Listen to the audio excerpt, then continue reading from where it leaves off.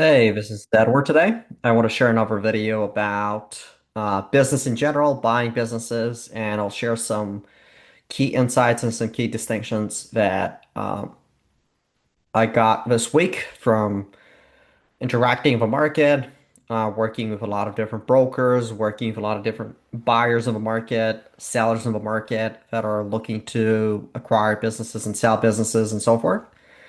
And I want to share that. Some of the key traits somebody needs to have to completely succeed in this business model in this ecosystem.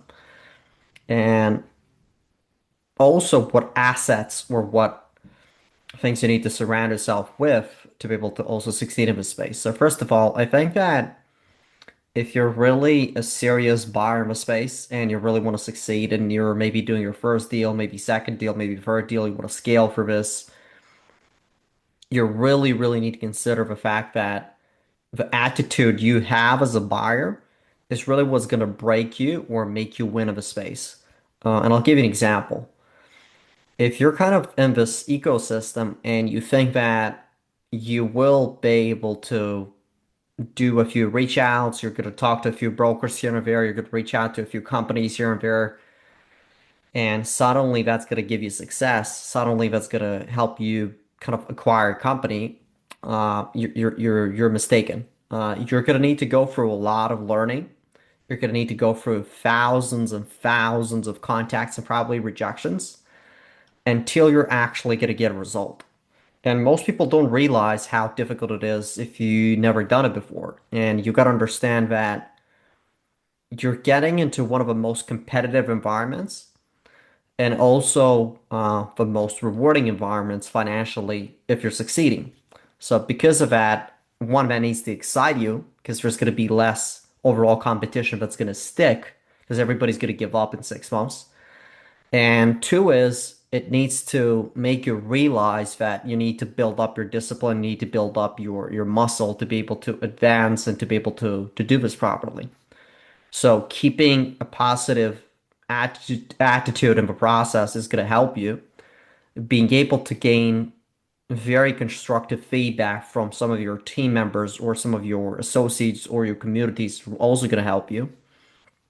And actually working with the top professionals in the game, such as accountants, lawyers, consultants, whatever, brokers, professional, even sellers, people that when they sell the company to you, they're professional. They're actually going to help you through the transition process, and they're going to care about you as the buyer as well. Professional lenders, uh, proper investors, and so forth. So by you being that person in the first place, meaning you showing up properly every day, you being disciplined, you're taking action, you're calling people, you're getting in front of these people, you're very proactive learning, you're answering a lot of your questions. By you being that kind of buyer, what's going to happen is you're going to start attracting certain sellers to you, certain brokers to you that are collaborative with you. They're not against you, they're not blocking you and asking for proof of funds every day. And you're going to get to work with individuals that essentially respect you more and they deem you as more professional. They're going to share more things with you. So it's going to be easier. Um, so that's kind of a concept. You need to really pay attention to that because if you think that a process is going to save you or capital is going to save you or something else is going to save you, you're really mistaken because the fundamental basis, who you are and what attitude you are and how hard you're going to give this a try and how you're going to show up every day. Because people can see for that you're actually uh, you're detailed oriented and you're able to do whatever it takes to succeed. You're not really going to cut corners, but at the same time, you're going to do what it takes to provide whatever they need to see to be able to advance or to overcome the pain point or the obstacle. And now, as far as the second thing, I think that you really need to build a team around yourself. Not necessarily that you're going to have a huge company and a huge team to help you, but you really need to surround yourself with some sort of community or professionals that are around you that you can depend on some second set of eyes. Because in reality, if you've never really done a lot of deals, a few mistakes in deal flow, a few mistakes in analysis, a few mistakes in negotiations, a few mistakes in some other things, and you've lost 2 years of your life or 5 years of your life, or you've lost additional capital in the deal, you didn't negotiate properly, you've lost 200K here, 200K there, and in total, you essentially lost, and you're ending up in a situation where you lost $500,000 at the end of a transaction, right? In total. And you don't even realize it, you don't even know about it.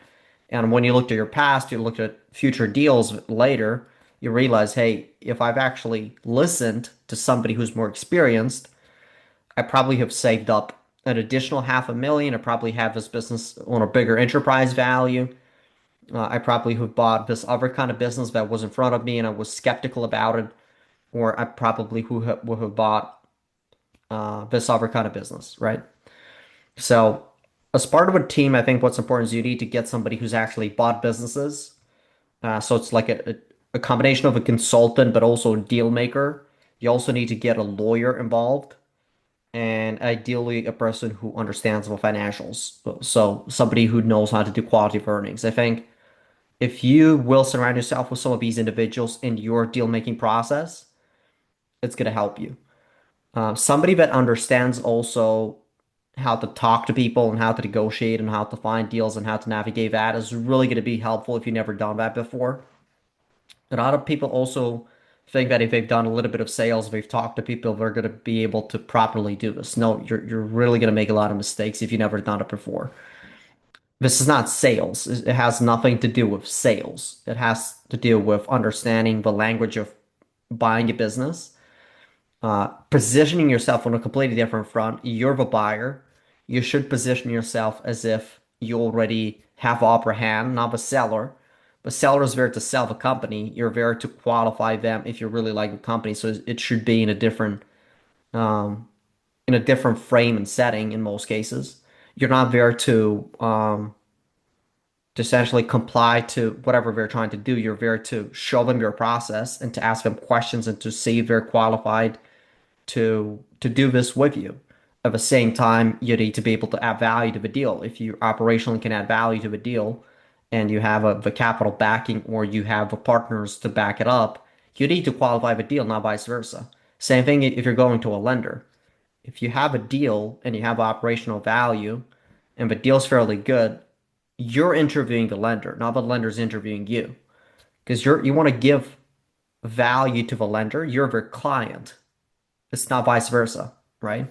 So a lot of people that are getting into this space, they're acting uh, as if essentially they're trying to chase all these people around and nobody's going to reply to them and they don't have any value, right? So you need to kind of start positioning yourself in a different way and you need to have the right attitude as well when you're approaching people to be able to succeed and to have better results. That's kind of my thought process. And the reason I'm saying this is because, again, I'm talking to loads of different people that are constantly be doing the wrong things and they don't even see it. They don't even know they're doing the wrong things. And then brokers are blocking them. People are not replying to them. Sellers are replying to them in 5 days instead of 2 days because they've actually replied to somebody else, not to them, right? And a few words, a few sentences you said back in a different call can just literally break the deal. Or a few things you've done in a Zoom call or in a face-to-face meeting of them can just break up the deal. Or a few things that you've done related to analysis or what you've asked additionally in the process, in the preliminary analysis, could just break the deal because they think you just need too much information. Or a few things that you've done in negotiations after your first offer could just break up the deal. So you need to kind of like be very nuanced and work with people that have been a lot more nuanced than you and to be able to gain some of these insights. This is not about motivation. It's more about, again, the attitude you have as a human being and then surrounding yourself with a team and really getting very detailed on the process to be able to succeed. So that's my distinction today. Hope this was helpful. If you're looking to get more nuances and you want to get more outside help, just feel free to just directly message me or directly get in contact with me. I typically operate on LinkedIn most of my time. Either way, if you see this on any other platform, but typically you would just connect to me on LinkedIn and have a nice day. Take care.